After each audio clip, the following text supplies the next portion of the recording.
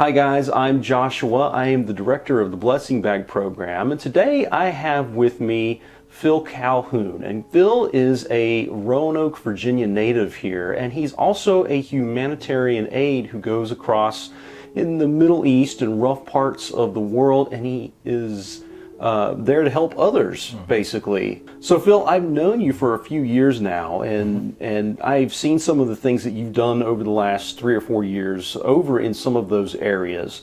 And the Blessing Bags is wanting to support you financially. And I was hoping that you could talk to us a little bit today about what it is that you do over there. Sure, I'd be happy to. Sure. Give us a little bit of information about what life is like in your neck of the woods and what you do when you go over there and who you're helping, and show us a little bit about what it is that you're doing there. Sure. It's hot over there. I'd imagine, yeah. One of the situations that we deal with. But I went my first time back in 2015, and that was when many of the refugees had just come in from Shingal and from Mosul when ISIS had taken over those locations.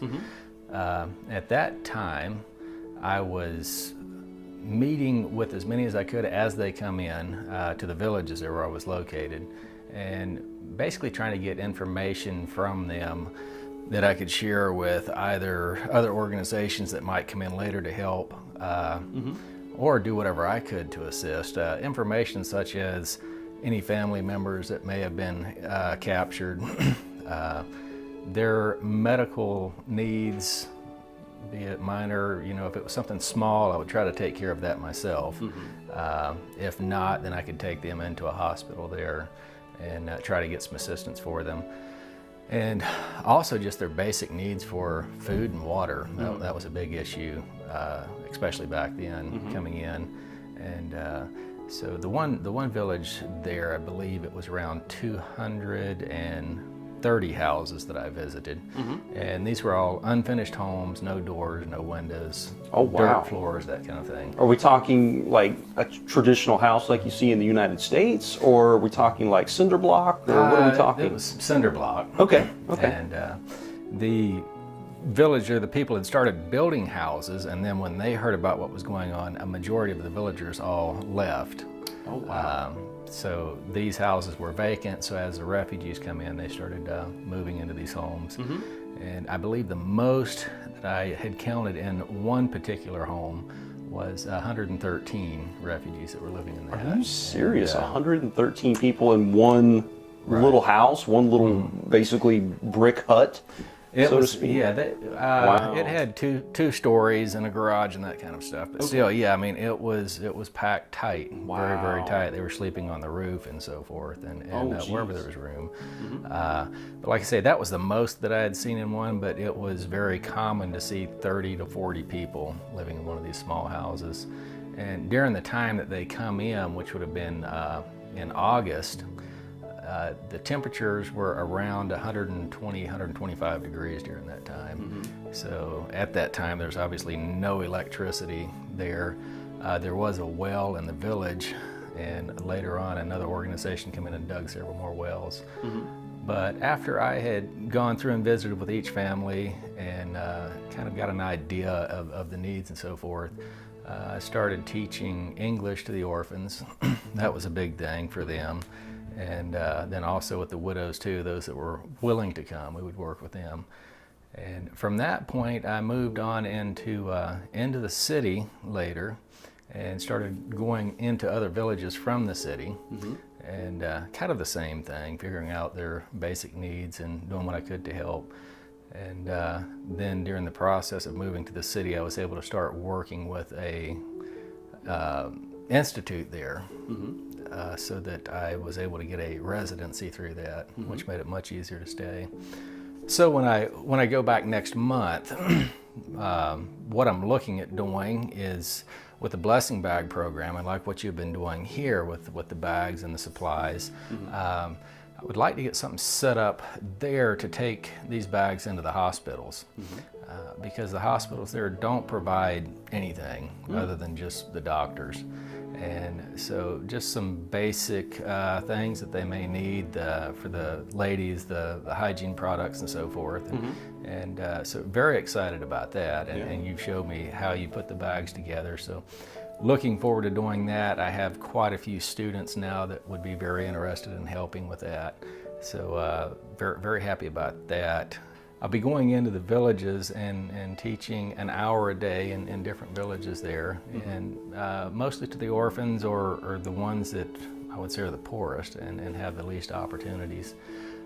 Because if they're able to speak and understand English, that would be the equivalent of having a master's degree here in the United States.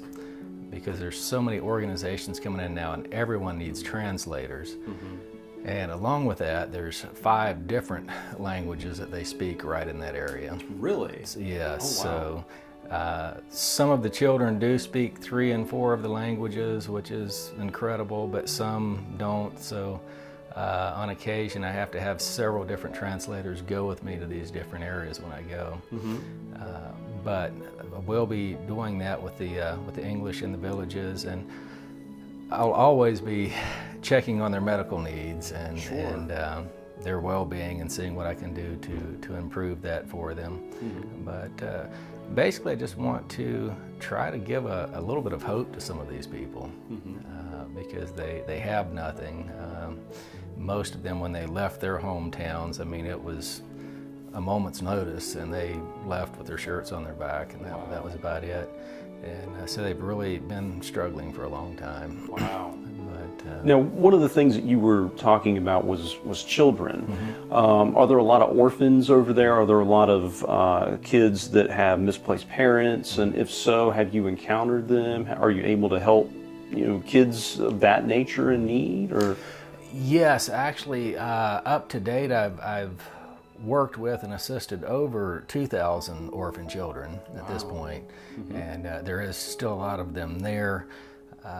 Now, most of the orphans do have distant relatives or something like that they stay with, but at the same time, some of these families now, as I had mentioned, you get 30 to 40 people in one house, and that can come from widows and their children and orphans and so forth, and so it's very difficult for them just to get by. So that's what I'm planning to continue doing when I get back, going to the different villages and like I say, finding out the needs, especially of the orphan children. That's the ones I'm targeting the most, and trying to assist them, and very excited about it. And the students that I have coming to the school in the city there, if they hear of a new refugee family or something coming in, they're always quick to contact me. Okay. And so, I'll try to do what I can with what limited resources I have. Oh, sure. But, so what really struck me is when I first met you, I guess it was about 2015 or so, or maybe 2014, somewhere in that time frame, is that you're doing this by yourself. You're not affiliated with a national nonprofit or some organization. You've literally just taken it upon your own accord to say, you know what, I'm going to go over there and help these families and these children and these people that are in need. And with that, obviously you have some expenses, and that sort of thing. I mean, just living by yourself, Right. you've got to eat, you got to live, you got to have a place to stay, that kind of thing. But what beyond that? What are some of the expenses that you expect to have by going out to these villages and that sort of thing? Well, right now the greatest expense is the taxi ride. And unfortunately, some of the villages I can't even get the taxis to take me to. They may take me to some distances to the edge of the village, something like that, and then I'll walk on in from there. And then it can be difficult to get a ride back. But to date, I've spent over $20,000 on taxis. Wow. And it's, like I say, they are expensive. Wow. So you really need some transportation then. That right now is my biggest goal, is to be able to afford transportation. And that would be an incredible blessing, and really allow me to get out and do more with the people. And it would conserve a lot of time also, because I do an awful lot of walking there. Oh, I'm sure. Yeah. Oh, yeah. So what kinds of things are you bringing to the village or the villages that you're meeting with and helping out? One of the biggest things that I'd been doing with the different villagers, especially the new ones coming in, is taking them clean water, bottled water. And there again, very limited in a taxi with how much I can take. Now there have been times when I've been able to rent a small pickup truck and take truckloads of water out, but that gets very expensive too. But one of their big issues there, I would say at least one family member, and every family I've met has had kidney issues, and it's due to drinking the water there. Oh, really? The well water, river water, that kind of stuff. And long term, I'm hoping to get something figured out with small filtration systems, if it's just like a filter that goes on a pitcher of water or something like we have here in the States, where you can go to Walmart and buy I think it's the Brita pitcher. Right, it has the charcoal thing in there. Yeah. Something like that would be just incredible to be able to take over there and use, because obviously I can't supply every village with water. Oh, but, sure. Try to do what I can there with the water. The other thing is sometimes just basic. Couscous, which is kind of like rice, but that's one of their main staples there that they eat, and flour for making bread, taking that out to them. And then there's also a large vegetable market there, and occasionally when I have the funds, we try to get a truckload of vegetables and go out and split them up among the families. Oh, wow. So it's not things like you're going down to Walmart and buying filet mignon and hamburger and that kind of thing. I mean, this is the basics, Right. It's literally, like you said, water and couscous and flour and that kind of thing, and some vegetables. So yeah, that's incredible, Phil. I am very sincere to wanting to help you and have blessing bags, commit funding to you, and really try to help generate some awareness, not just locally here in our area of Virginia, but nationwide. I'm really hoping that I can get that out to people and really kind of help present a backbone to you, so when you go back over there next month and you're staying over there for a year or 2 years or whatever it is at a time, that you can have that backing. So I'm very dedicated to wanting to do that for you. Wow, well that's amazing, and I really appreciate it, and just what you've already done so far has been incredible and really helped me to be able to do so much more over there that I simply couldn't have done. Because it's, as you'd mentioned, there's really no financial support coming in at this point that I can really depend on. Sure. So as little bits come in over there, I do whatever I can with it. Sure.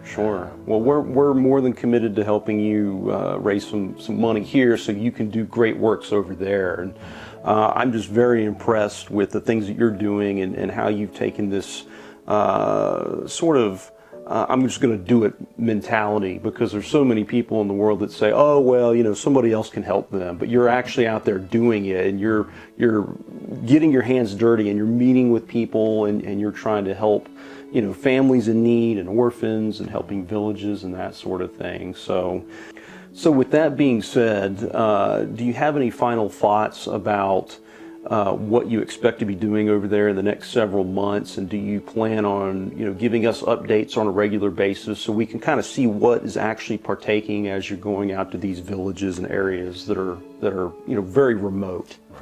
Well, now that I actually have you assisting me, because I'm not that good with technical equipment, yes, I'm looking forward to getting back, immediately be heading back into the villages as soon as I get there, kind of get an assessment. I've been gone for a little while, so I need to know what's going on since I've been gone and if there's any new people that have come in.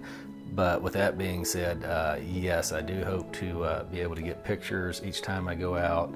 I can keep in touch with you on a weekly basis, and so hopefully that way you'll be able to keep everyone updated. Oh yeah, and I'm more than happy to take those pictures and updates and put them on the Facebook page and then the website and let people see where you're at as far as what you're doing in those areas and where their donations are going to. Right. Actually see that when I donate $1, it's not going to some big organization. It's going to you out there, and that dollar, or whatever the donation is really helping somebody that literally doesn't have anything at all. So but Phil, I really appreciate your time today. I know that you're a busy guy, and I know you're looking forward to getting back over there. I want to thank you so much for joining us today, and if you want to make a financial donation, you can do so on the website at www.blessingbag.net. Thank you.